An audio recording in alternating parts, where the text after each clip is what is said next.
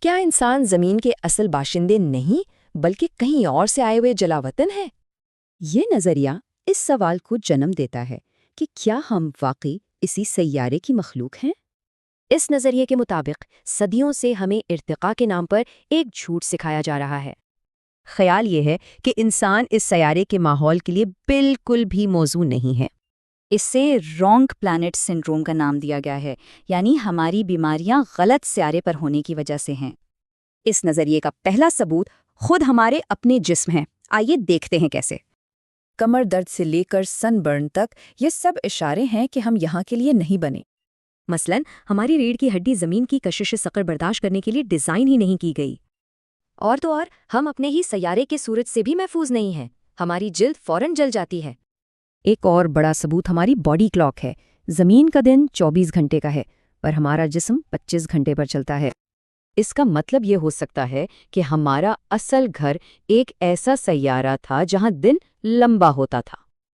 تو یہ تو ہوئے جسمانی ثبوت، اب ذرا نفسیاتی پہلوؤں پر بھی نظر ڈالتے ہیں۔ انسانوں میں ایک عجیب سی بے چینی اور عدم اطمینان پایا جاتا ہے جو کسی اور جاندار میں نہیں۔ یہ نظریہ کہتا ہے کہ ہمارا ڈپریشن اور اینزائٹی دراصل ایک طرح کی ہوم سکنس ہے۔ یہ بے چینی ہمارے لاشعور میں چھپی ایک بہترین جگہ کی یاد کی وجہ سے ہے۔ دلچسپ بات یہ ہے کہ مصنف ان سائنسی نظریات کو مذہبی صحیفوں سے بھی جوڑتا ہے۔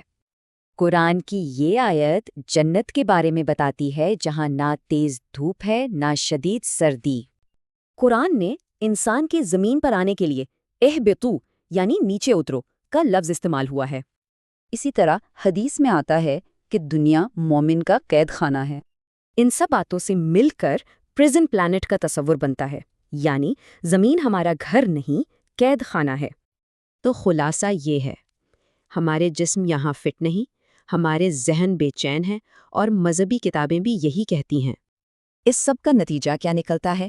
یہی کہ انسان اس سیارے پر ایک ایلین سپیشیز ہیں، یعنی ہم یہاں کے مقامی نہیں بلکہ اپنے اصل گھر سے نکالے ہوئے جلاوطن ہیں۔ لیکن یہ کوئی مایوس کن بات نہیں، بلکہ اس میں ایک امید چھپی ہے۔ یہ سب سوچنے پر مجبور کرتا ہے کہ اگر یہ دنیا قید خانہ ہے تو پھر ہمارا اصل گھر کہاں ہے؟